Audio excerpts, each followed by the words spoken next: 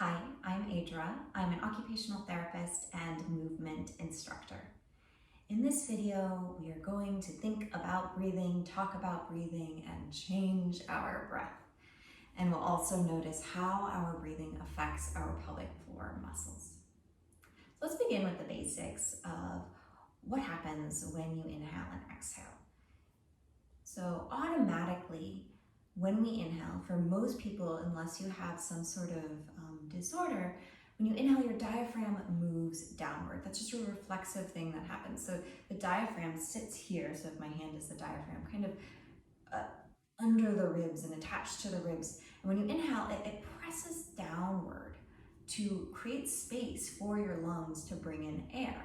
And that press downward is why sometimes people feel their belly move outward when they inhale. And then when you exhale, the diaphragm then presses upward or moves up to help push the air out of the lungs. So the diaphragm is a huge part and what we would say the primary breathing muscle. But other muscles are also involved in our breathing.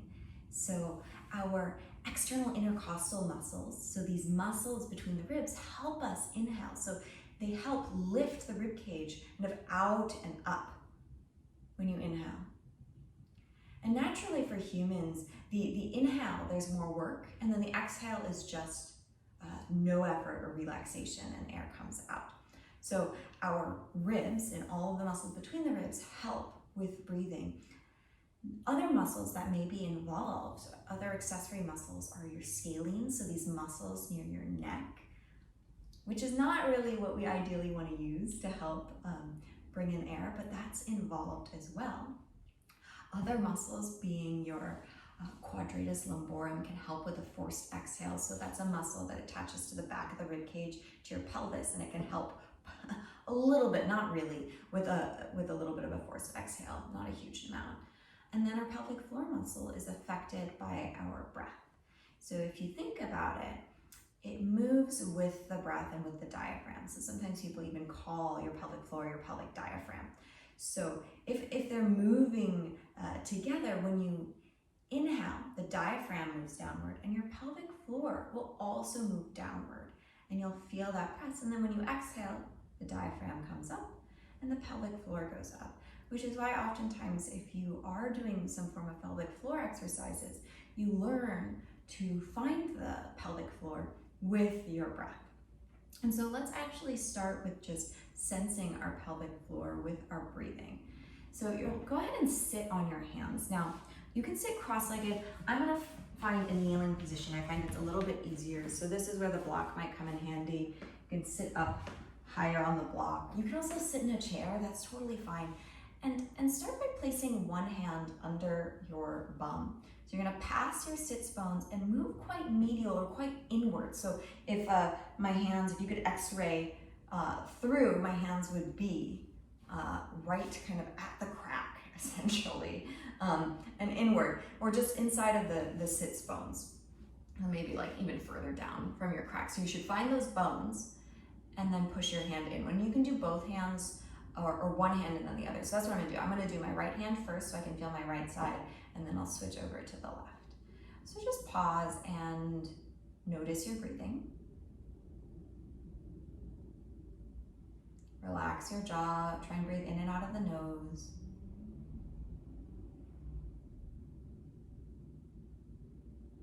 And see if you can feel anything underneath your fingers.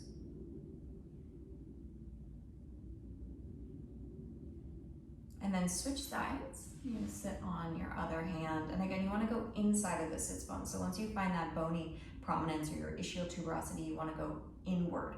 So it's quite center. And just notice if you can feel anything. You can also go from behind.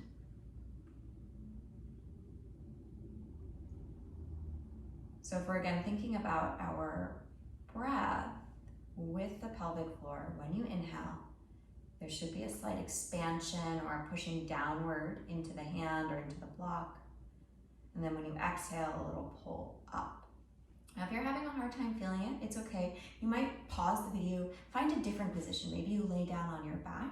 Maybe you sit up on a therapy ball, those big physio balls. You can also find one of these Pilates balls that are quite squishy and sit on that. You might put a block and then sit on it, and that'll give you more feedback to feel this. So don't feel bad if you're not feeling it with your hands. Try a different position. You might also try laying down. That's how a lot of people can find that movement. So it's just nice to know that that's happening and that the way we breathe affects our pelvic floor.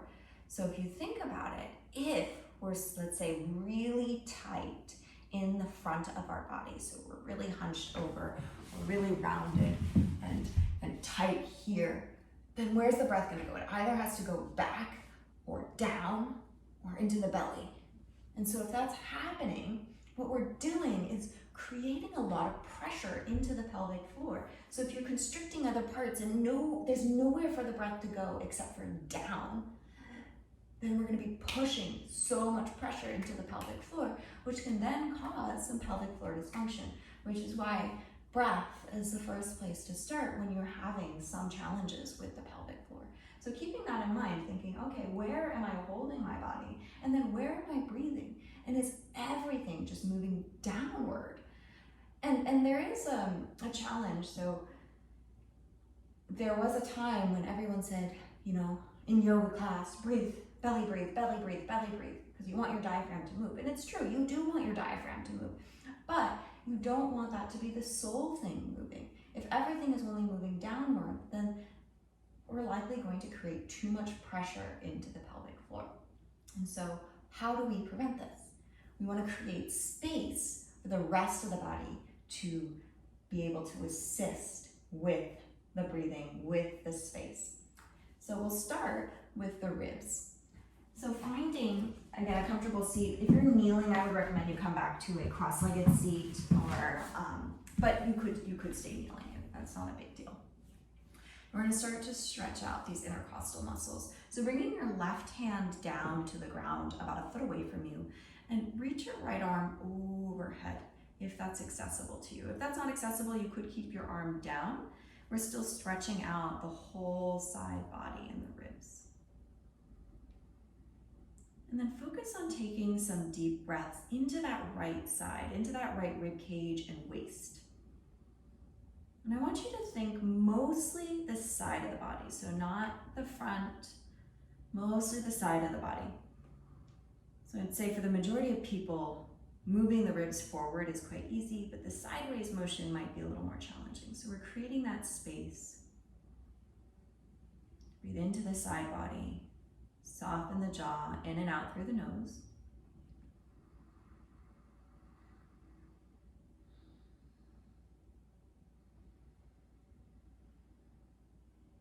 And then start to round your back and lower your right hand down so we're sort of folding over the left leg. And let your head and neck go. And now focus the breath into the back body on the right side. So we've just stretched the right side body. Now the right back body is where your breath is now trying to go. So when you inhale, you feel that expansion. Maybe the stretch intensifies.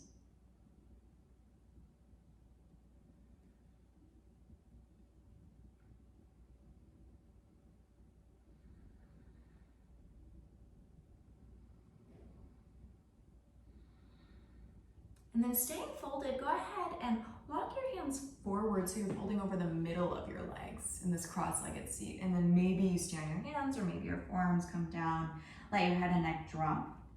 And now you can feel those hips stretching. And I didn't mention earlier, I only talked about having that pressure going downward if you are only breathing in your belly and you're really constricted in the chest. But you could have the opposite happen. So let's say you're really tight in the belly and then you're only breathing up into the chest and the ribs. What happens is there's less movement down in the pelvic floor, and it's natural for movement to happen there.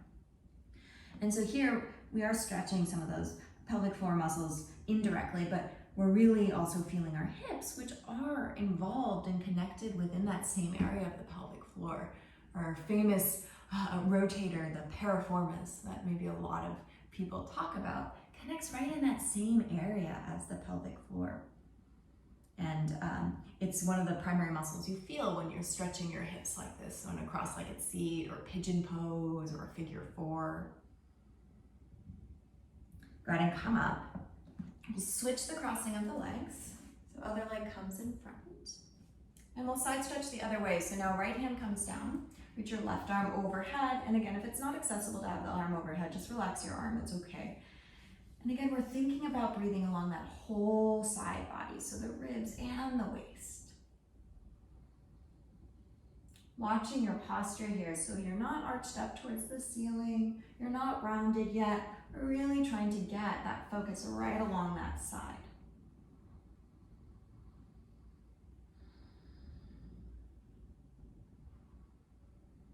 Smooth breath in and out through the nose.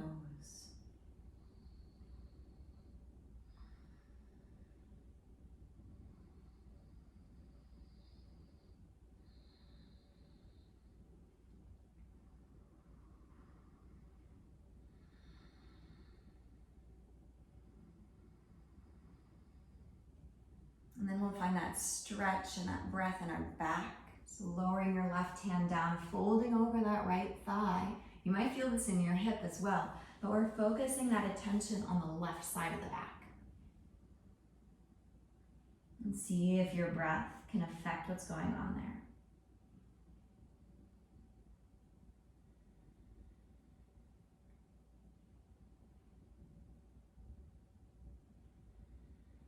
Unclench your jaw.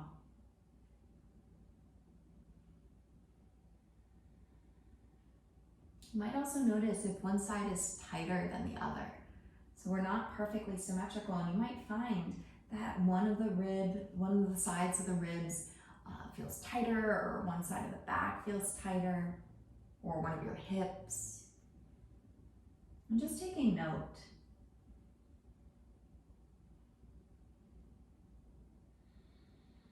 And then staying folded, we'll fold over the middle of the leg, so just walking your hands a little to the left so you're in the center. And then you can lower your forearms down if you'd like. Feel free to let your head and neck go. And again, this is a nice time for you to think about breathing downward into the hips, so you're feeling that movement into the hips.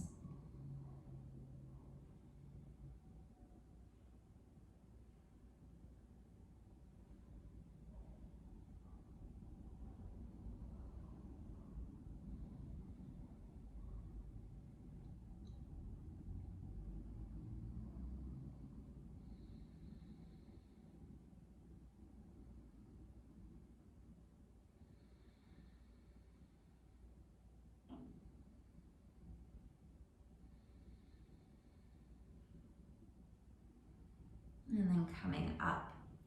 So we'll do a few more stretches seated, and then we'll start finding different positions.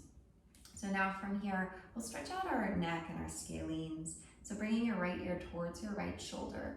Start to feel a stretch along the side of the neck, and then reach those left fingertips downward. Now, we shouldn't be using our scalenes as our primary breathers, but they are a part of it, and so it's nice to have that space.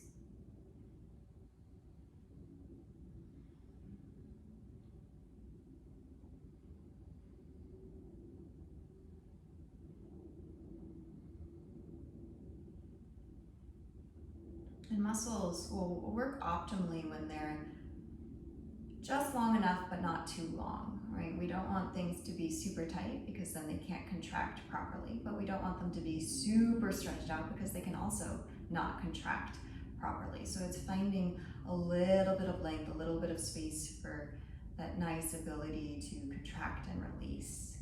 Let's switch sides, so other ear to shoulder, feeling that stretch along the side of the neck. And again, if you'd like, you can reach those fingertips downward.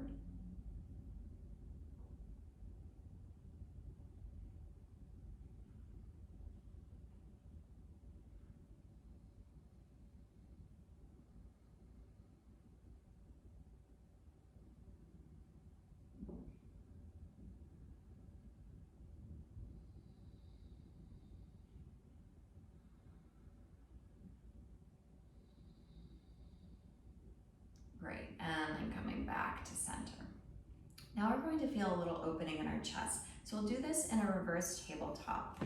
So taking your feet on the ground in front of you, hands behind you. I like fingers out to the side, but you're welcome to play with something else. Feet are about hip width, maybe a little wider. And then push down into the hands and lift the hips. And if it's accessible, you're going to lift your hips just as high as your knees and actively push down into the hands. So that active pushing down into the hands should help you create some space here in the chest and the front of the shoulders. And think about taking some deep breaths now, focusing on that chest area. And you might find when you inhale, the stretch intensifies. If you need a break, you can always come down and then come back up.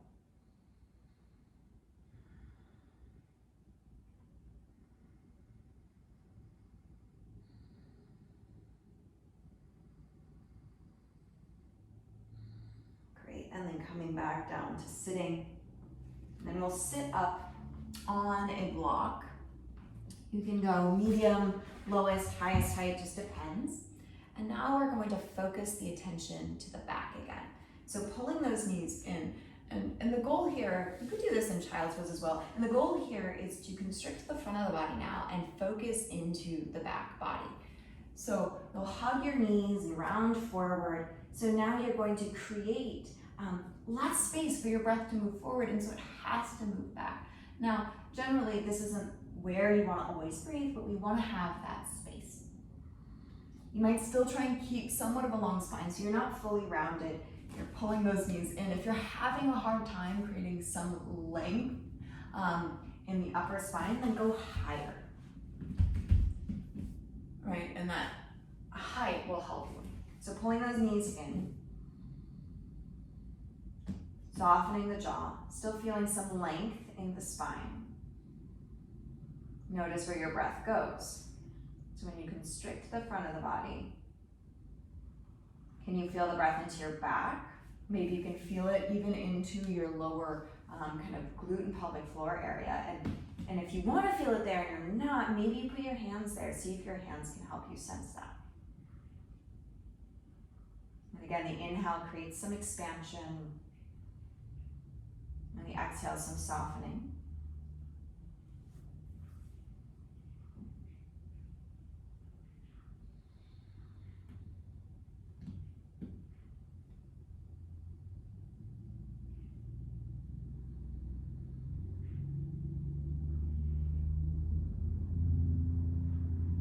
Great, and then releasing that and coming down all the way onto your back. So laying flat on your back. You might take your knees bent, letting your head go. You can always take a really small pillow under the head if that's more comfortable. And we're going to find a neutral pelvis here as we go through just a few more breaths. So putting your heels of the hands on your ASISs. If you don't know where that is, I have another video that will help you find it. But it's those bony prominences at the front of the pelvis. And then you'll have your fingertips on your pubic bone. And again, if you don't know where that is, I'll link my other video in the description so that you can find it. And see if you can rock here. So you can rock by lifting your pubic bone upward and pressing your low back into the ground.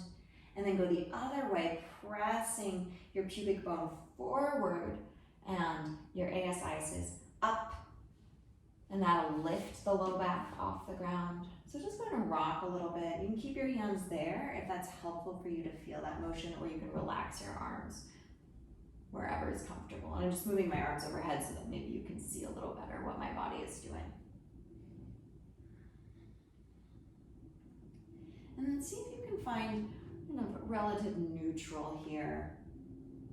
So that's when approximately, it's not exact, your ASISs and your pubic bone are in that same plane. So you're not tucked under, so your low back isn't completely on the ground, but you're not arched up. And then you try and soften those ribs downward. And then place one hand to your chest and one to your belly. And start to feel your breathing.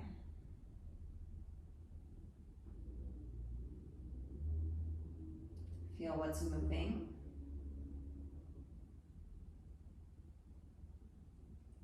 And know that both the ribs and the belly should have some movement.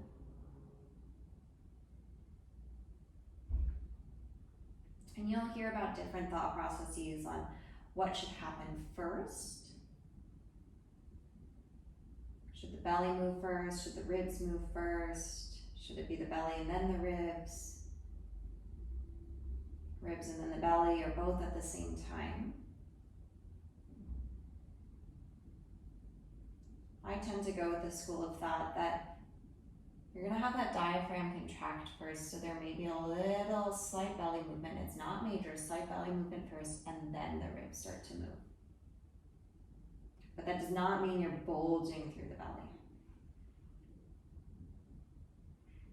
And if you're having a hard time sensing what you do naturally, we're going to do an exercise that will help you figure out what your natural way of breathing is.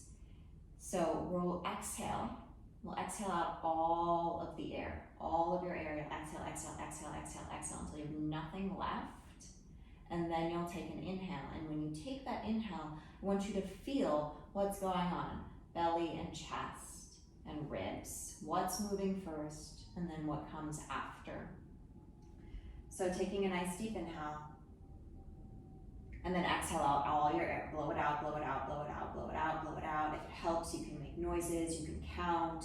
Keep blowing it out, keep blowing out. When you think you're done, keep going, keep going, keep going, keep going, keep going until there's nothing left. Let it all go, let it all go, let it all go, let it all go. And then take an inhale. And notice the pattern. What happens first? If you need to, you can always pause the video and try it again. But that teaches you or shows you what is your natural pattern, and then is that optimal for you? I would say if your ribs are only moving, then we know that that's not optimal. And if your belly is only moving, we know that that's not optimal. And so that's when you go, okay, I need to retrain. If it's only your ribs moving and not your belly, then maybe that means you need to do some abdominal massage, some stretching of the waist, the stretching of the belly and the low back. Or if you're finding that it's just belly moving and no ribs, then maybe that means you need to find a little bit more strength in the abdominals and a little more opening in the chest and in the ribs. So using that as a tool to help you find your optimal breathing and then your optimal pelvic floor movement and health. Let's finish up here. Maybe close the eyes. Let go of any effort. And just enjoy that natural movement of the breath.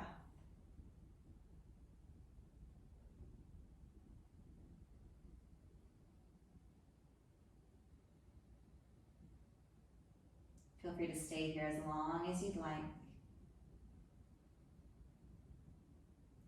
Whenever you're ready to move on with your day and make your way up to seated.